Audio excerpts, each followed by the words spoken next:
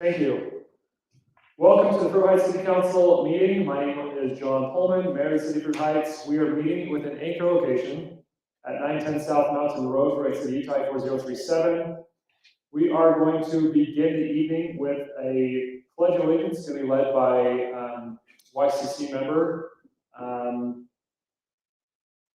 Will Lehman, and I will give a prayer.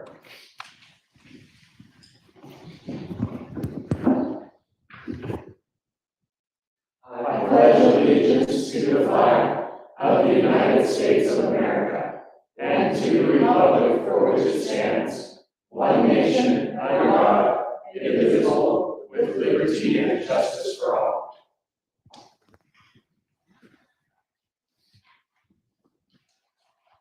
Our Father in heaven, we bow our heads and give thanks for this day. We're very grateful for the blessing it is to live in this beautiful community. We're very grateful for the abundance that you have been blessed with. We're grateful for the joy and happiness we feel here on earth, and we're grateful for the opportunity we have to be here. Please help us that we will be led and guided to do what needs to be done. Please help us to understand our role as leaders of the city, and that we are able to fulfill the responsibilities we've been given.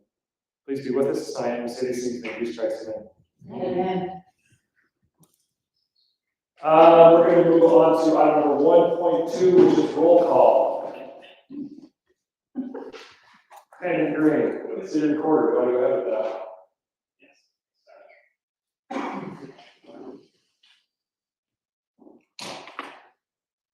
Councilmember Diane Anderson. Here.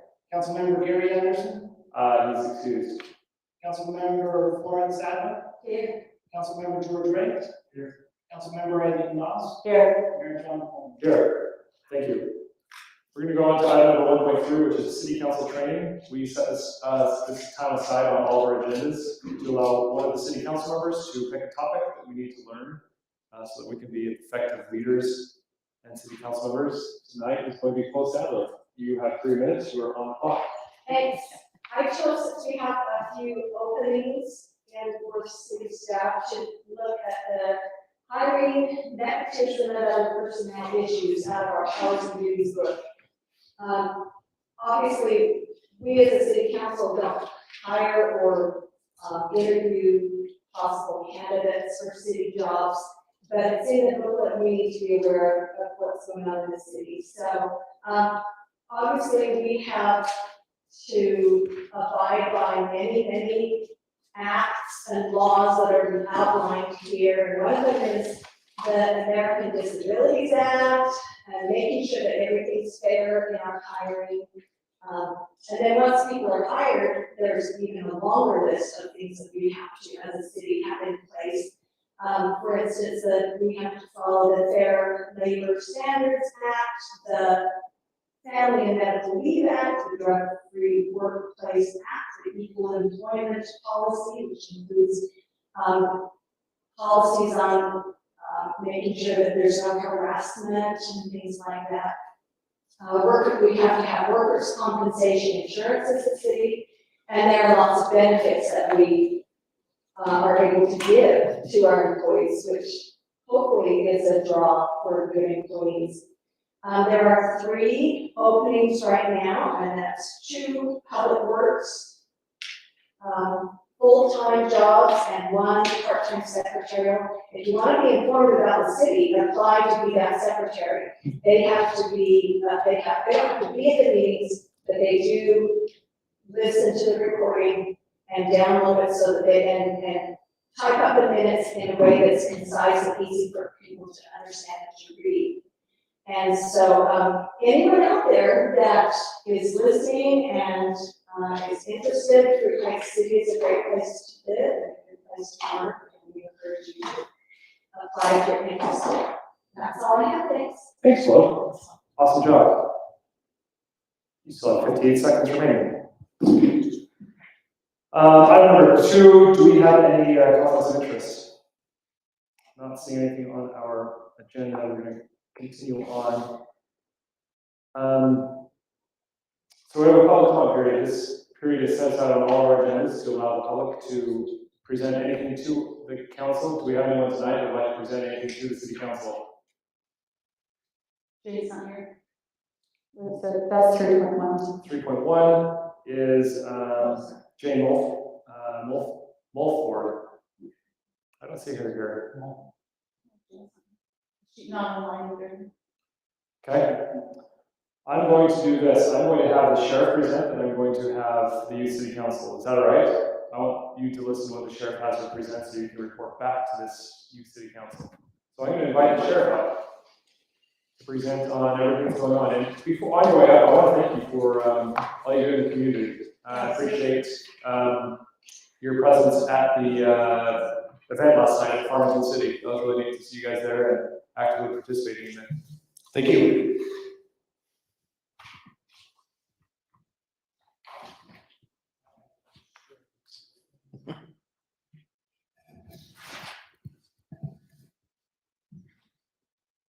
Sorry, actually, I need you to state your name into the microphone. Sergeant Ryan Treese. That's really cool. Do you want to do that again? Sergeant Ryan Treese. Thank you. Just waiting for the. We're trying to get our PowerPoint up and going. It'll come. You might have to do it without, for the life of me, can't. Okay. I'm technology But I spent so much time on it. challenged. Should we switch? YCC, do you want to go? And then we'll have the sheriff go after that. So I'm not going to leave until then.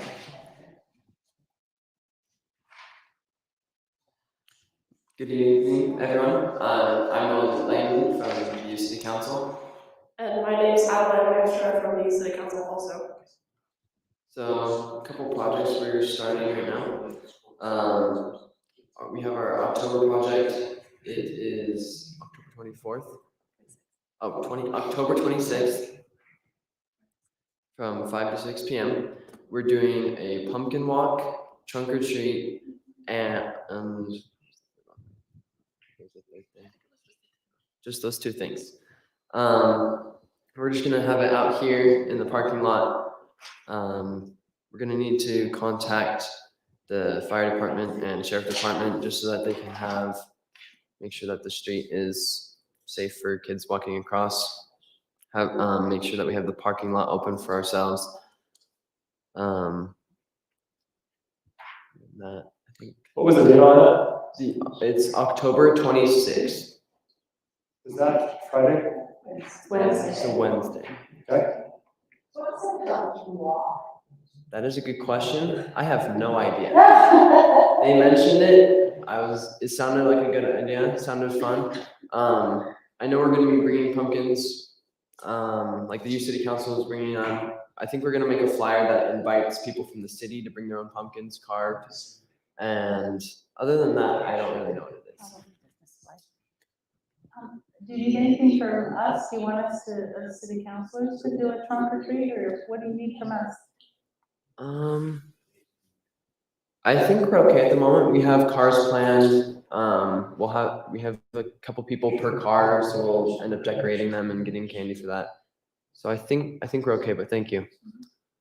So could I ask what your other plans are for the remaining of the year? I know that you're just sworn in and you had your first meeting. I'd love to find out what your plans, what your goals are, what you're going to achieve.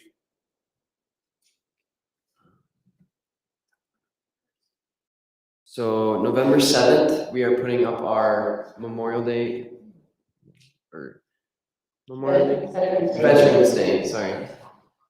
Day banners. And then on the 14th, we will be taking those down. Let me just check real quick. I think we have a couple other things. We'll have the Youth City Council is going to have a voting activity where we'll set up candidates. This is all going to be it's not a real voting, but it will give us the opportunity to see what voting in an election is like. Give us that experience. Okay. I would like to invite you guys Christmas in the community, which is going to be on December 11th. If you guys want to come here and participate, I think it'd be great. Last year they did a food drive. Not necessary, but if you want to have a presence, I think that'd be a really good event for you guys to participate in. Fair? Hello, is there anything we can do for you? I don't think so. Will, is there anything we can do for you? I'm okay, thank you. Excellent. Thank you so much for coming and thanks for all you do for the city. Of course, thank Thank you, you. Mayor. Yep. Did we get it fixed, Brandon? The problem is we've had all these changes going on, and I think something's happened that's not allowing there. Can we- We can just do the best, I can just explain what's on the slides. And then if you just send me. I'll send it to you and you can look at it. PDF, and then I'll send it out to the council. Yeah. How's that? Yeah. Is that okay? Thank you. Sorry about that, Brian. Oh, no problem. I just wanted you guys to be able to see, because there's some graphs or pie charts, but there's a couple. Those are, yes, those are the pie charts, and I'll be kind of explaining the bulk of those, so those will be illustrated, but I'm not sure. Elizabeth Pinto, I'm the investigator. Ooh, investigator? No, animals. Oh, No, we do have a detective, you're not going to. excellent. So first we'll go over our patrol side and then I'll pass it to Elizabeth to go over the investigative side. Our first slide just shows our weekly hour totals. I won't bore you and read off every single week unless you'd like me to, but from basically June 28th until October 3rd, weekly, and that's not in your packet. So that's just gonna be her part.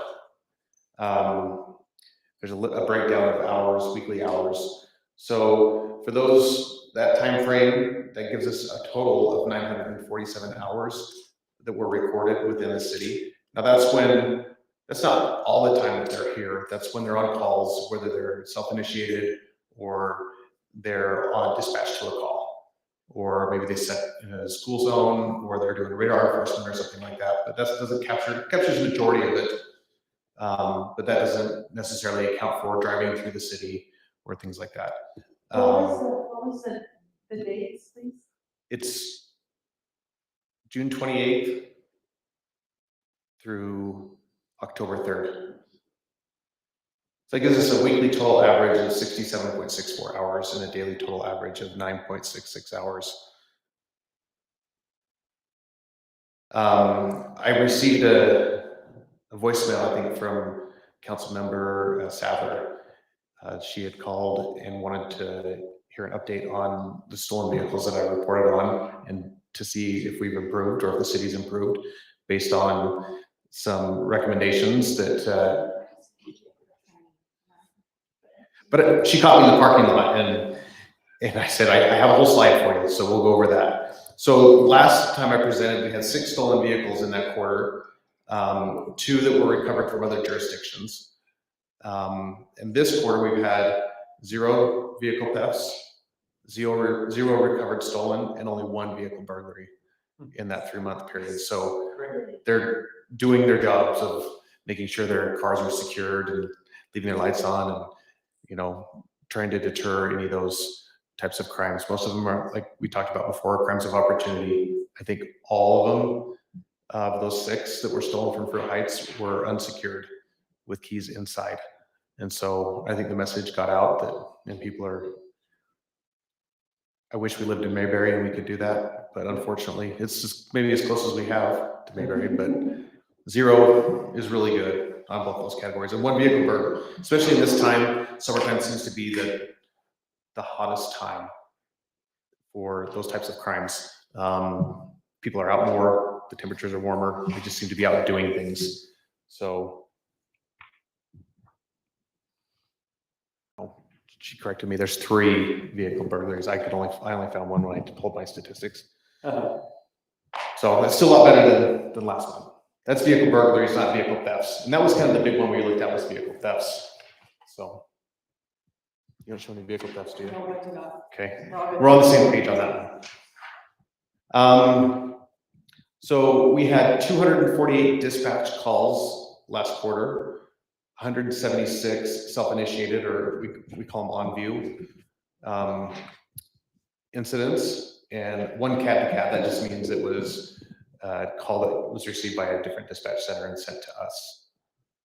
So of those totals, 187 were non-criminal, 14 were person crimes, 29 were property crimes, and 5 were society crimes. 146 were traffic incidents. With 52 citations, 26 of those citations were given for speeding. The rest were for other violations.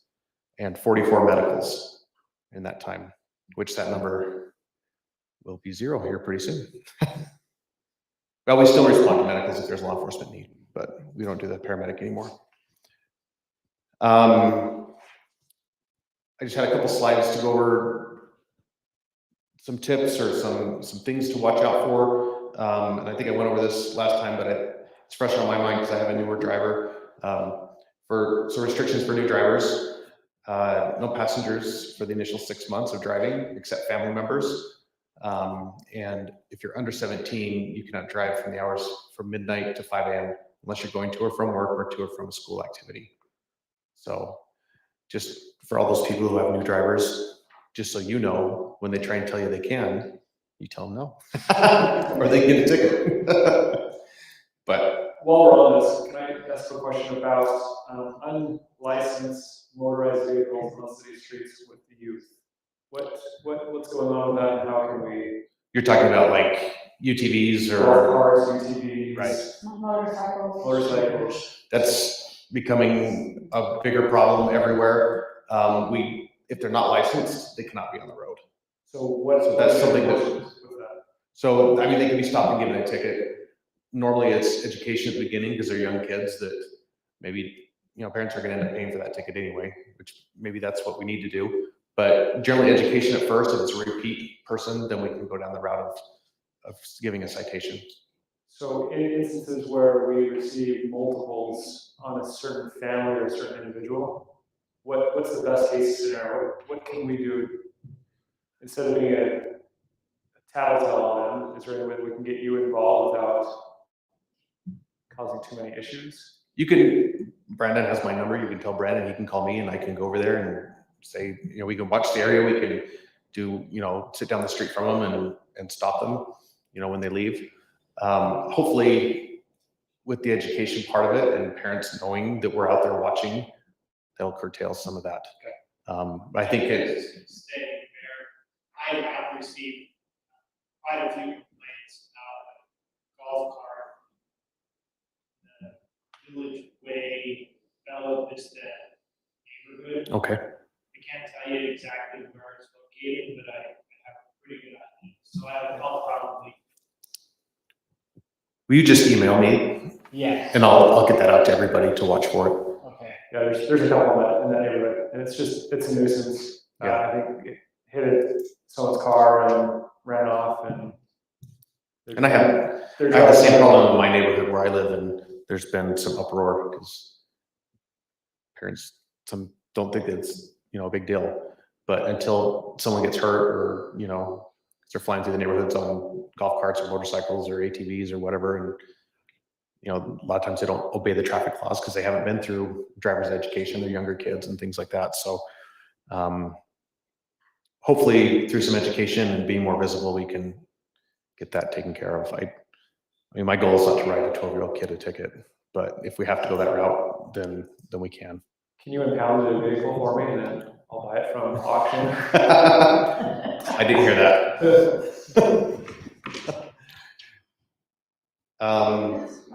Yeah. Is there some sort of thing that we could do to make a more friendly approach for educating this? I mean, would we want to do some, close off the street and have some sort of day there where we tell them to bring their carts and we train them how to drive? I mean, you know what I'm talking about, some sort of major initiative. I mean, Has it been done anyplace else? I haven't seen anything like that. I know that like the Utah Parks will do an OHV course. The kids are actually supposed to take, younger than 16 to be able to ride off-road. I mean, they have to have that done. So they do offer that. And that one they can teach them. Right. Where they can and cannot ride. Right. There's education, but then they actually go out and ride too, and they learn how to ride safely. And Who is that with? Oh, wait. It's through the Utah parks, the state parks. But in this situation, they're unlicensed. And the vehicle's unlicensed, so. Right. Sure, so. I don't know that we want to encourage, I mean, I think some education, some safety would be helpful. And some of the UTVs are, you know, like side-by-sides are street legal. And they can ride as long as it's under 45 miles an hour and it's not a limited access road. So 89 is off limits, they can't ride on 89.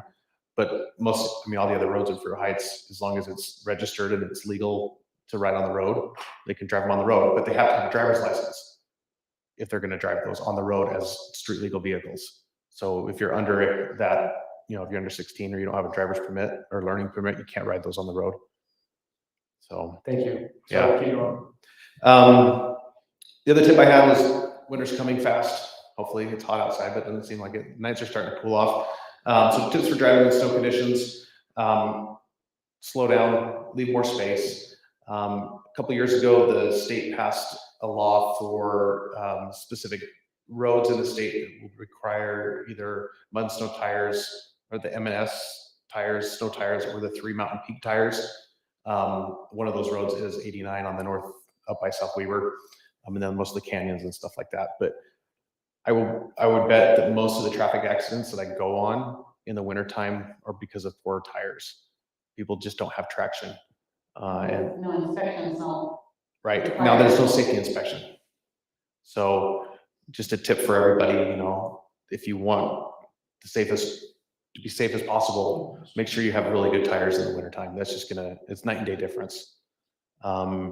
Make sure you give yourself extra time when there's storms.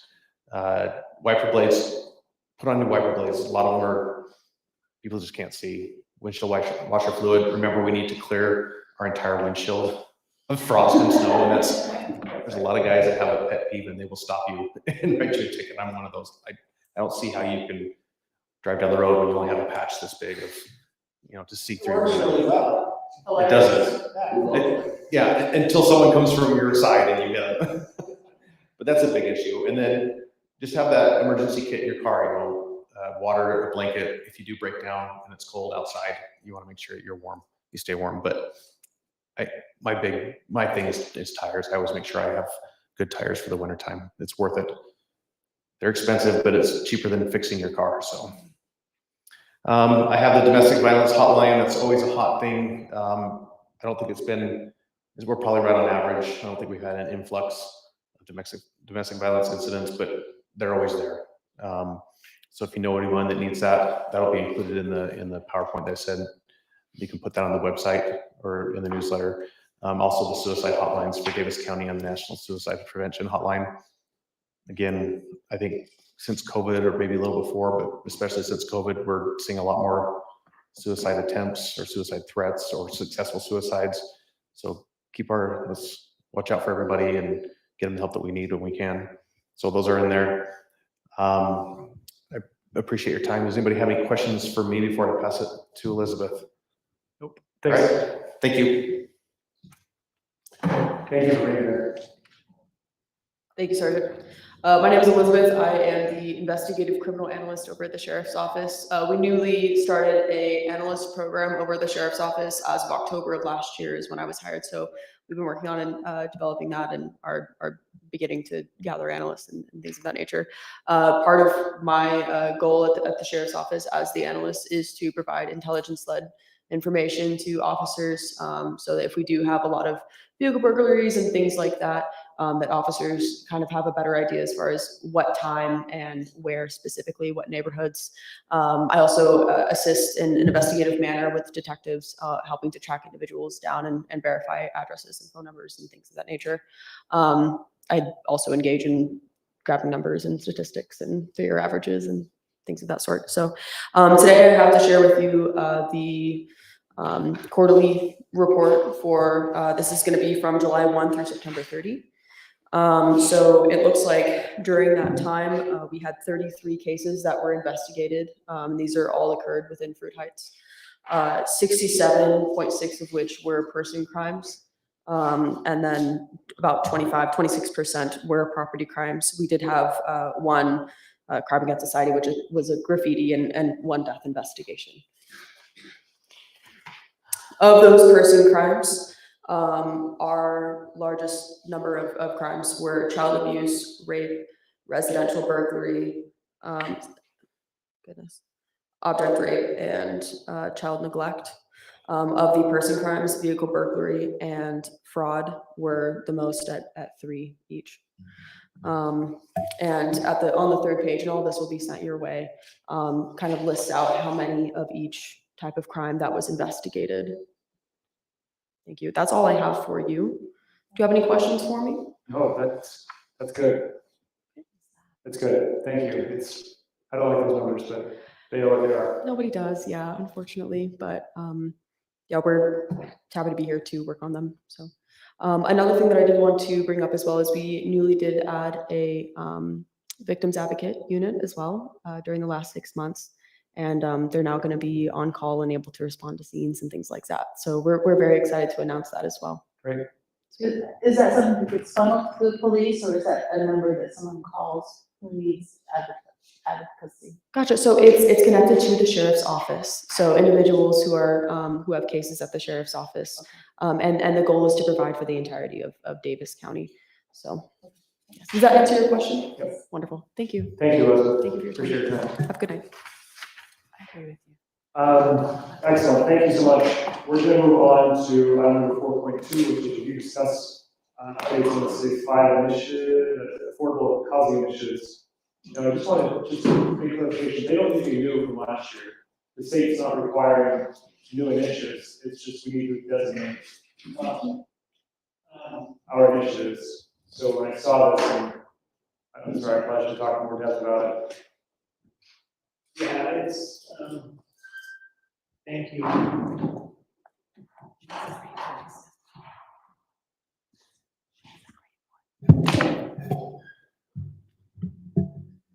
It's, you're right, they are to be renewed, but we do have to show that we're making progress on those 5 initiatives that we outlined a year ago. Because now they have to become incorporated into our moderate income housing, or excuse me, they have to be incorporated into our general plan, part of the moderate income housing. So myself and Jeff and Brandon Jones have been working on this. This has actually come together pretty quickly, and I'm pleased with how it's turned out, but I wanted to give you guys an opportunity to look through it, because you're going to see this again. Planning Commission is going to be looking at this. They'll be holding a public hearing on this general plan, moderate income housing plan. It'll have to be adopted, but I wanted to make sure that you as a council are comfortable with the 5 initiatives that have been selected in our plan, and they are, let me just,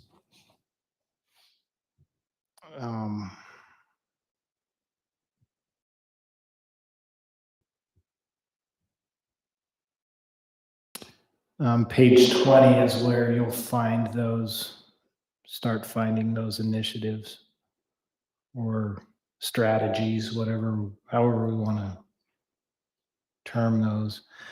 I think it's important to note that, and Jeff can maybe speak to this a little bit more. When we adopt this, we are expected to abide by and follow the recommendations that we outline in this. And I know, historically speaking, some of these things are pretty hot topics, especially when you're talking about rezoning property to maybe something that's a little more dense than what we're used to. And when we show these things on our general plan and on our maps, that, these areas make sense to do, a lot of that is based on this information that you've got in front of you right now, and it's being I don't know if mandated is the right word, but it's being mandated by the state of Utah that we comply with those 5 strategies that we have identified that we can do. Now, a lot of them really don't apply to Fruit Heights City, so we're left to choose from a handful of them that we can comply with, and some of them are rezoning, some of them are internal dwelling units. You know, we've really made some big efforts in adopting an IADU ordinance, and we've really made some efforts in looking at what properties left that can be rezoned to fit within the moderate income housing plan. So there will likely be in the near future some real heated discussions or some discussions that may become heated based on our adoption of this moderate income housing plan. And I would just ask that, we look at it and we focus as a city on what we have selected to do to help with this requirement. So I'm not looking for any approvals tonight. I just want to get it in front of you so that you're familiar with it. I think there will be a couple of tweaks that will happen before it goes up for consideration and approval at the Planning Commission level. They are the land use authority, so there will be a public hearing held at that level, and then it will come to the city council for approval as well. Brandon, I think from our past experience with dealing with a little bit of this in the rezoning arena, that one of the barriers I think we're going to have, or I don't know if that's the word barrier, but we may adopt this, we may obey the mandate that's come from the state legislature, but convincing our residents that we have to go that direction is going to be, I think, the obstacle for us. Well, I agree, but when the city adopts a general plan and when the city adopts a moderate income housing plan, we don't necessarily have to convince anybody. I mean, that sounds harsh, right? We want people's buy-in, we want people's input. That's why we're going through a general plan update right now, is to get the input of the residents so that we make sure we reflect correctly on that general plan what the residents would like to see. Unfortunately, the solution to that is we don't want to see any of this. We have to comply with it, and we have to do it. If the city chooses to not comply with it, then we receive money from the state in the form of BNC road funds. And the legislature has already said, if you choose not to participate in this, then you won't receive funding from the state for your BNC roads. Well, it's not millions of dollars, it's $200,000, but that's money that we use every year to do road projects. And that's money that would have to come from another source. So, and I think we have to make sure that's part of the conversation as we go forward with these initiatives, that we make sure that it's not just something that we're lording over. A lot of times residents think that this is what we're doing, the city's just rushing ahead with whatever they want, but we also have parameters that we have to meet. I think I just want to remind us to make that part of the conversation. So, and we've heard it said a couple of times where the city's mind is already made up. We're going to do what we want to do. Well, in a sense, it kind of is made up for us. For us, So does that reflect that low zone? The drop off? It's showing consolidating one still in your map. Yeah, it might, like I said, there might be some old maps that we need to get in there and get updated. And I've got the latest zoning map. I got it last week from Jones and Associates. So we can plug that in there and make sure we've got the updated map. Great, Okay, thank you. not a problem. So I transition into 4.3, review, discuss, approve, and deny the street maintenance bids. Yeah, we had 2 bids. You recall those 2 bids. One was from Interstate American. That's right. Interstate, and then the other ones. Yeah. Those are the only 2 bids. That's all we got. So we called around to see who could come out and get started for us quicker, and we're on a schedule now for one of those. It's Interstate to come out and do the striping. They will call us about 2 days before they come out to stripe, and we anticipate that will be probably next week, we hope. Maybe, I don't know. So we're just waiting right now. So both of these bids are 17 cents as well. Yes, So, great. Thank you for your work. not a problem. I would look for a motion to approve the bid to go with Interstate. It was Interstate, was it? Wasn't that? Yeah, it's an American striking, but it's usually. American striking. American striking. American pavement. So I would entertain a motion to, for that. I move to approve the striking bid for American or Interstate. So I have a motion I'll second that. and a second. Can we discuss a little bit more? Yes. Sorry, I was trying to find. I'm sorry, thank you. And so I missed a little bit of discussion it was. We were going with American paper market. Because they can be on site quicker. Okay. And both bids are the exact same. They're both 17 cents a square foot. So we're going with who can be out there quicker, perform the job. Thank you. Sorry, I distracted. So I have a motion from George and a second from Diane. Any further discussion? All in favor of approving the bid to go with American Striping as outlined, say aye. Aye. Any opposed? That motion carries. Thank you, staff. Thank you, Jen. Let's move over to city council reports. George, you got anything to report? Yes, I love the meeting city council. Thanks for what you're doing there. Yeah, Good. my question is, do they want us to come and do it, Tom? I want to do Last it. time we had a conversation, they picked cars and have more people want to use cars, I can ask. I don't want to give us more to do, but that sounds so fun. Okay. Last year was beautiful. I guess we can bring a pumpkin, right? We could bring a pumpkin. We can show up. Great. That's fun. Is there anything else you have going on you want to discuss? Nothing at the moment, even if I chance, I know. Somebody cautious, things They do have a live voting booth. They have used and borrowed one from Boise State. I'm sure if you contacted them, they would get you in contact or pull it out of their storage for you. George, what is it you're looking for? A voting booth. We've got some down at the shop, don't we? They, some down the shop. the Stevenson's have a little portable one. I think it'd be a little bit easier to move around. It's the old style. Remember when you go to the elementary school? It was the So what this thing says, it's just like a little card table. So I would imagine, so they're, speaking of, we used to do also have some. Yeah, matter of fact, I give them to the city council. They're Or probably no. And they're invited to come and see. I mean, there's obviously live voting all day on election day here. So they just do a mock one. Yeah, where do they do it? They just do it here. Like at their meeting. Not during election Not day. during No, no, no, no. Well, they might come and see how close. Thanks, George. Eileen Moss. I'm on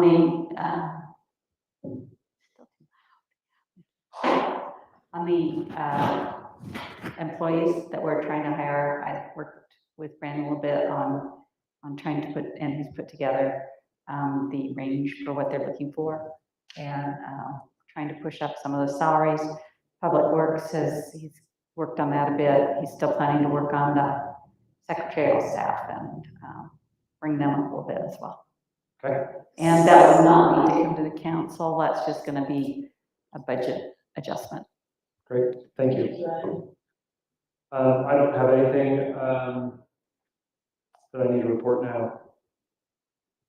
Diane. Whoa. That makes it.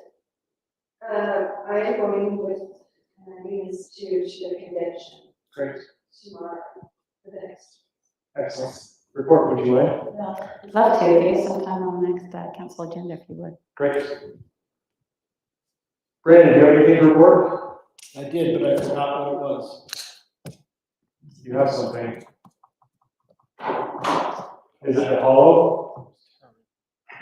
The November hollow idea? The hollow? Yeah, Well, I can talk about that. I love it. It's a fantastic idea. The staff is awesome. Staff, if you remember Kevin, the turkey, who was sadly run over.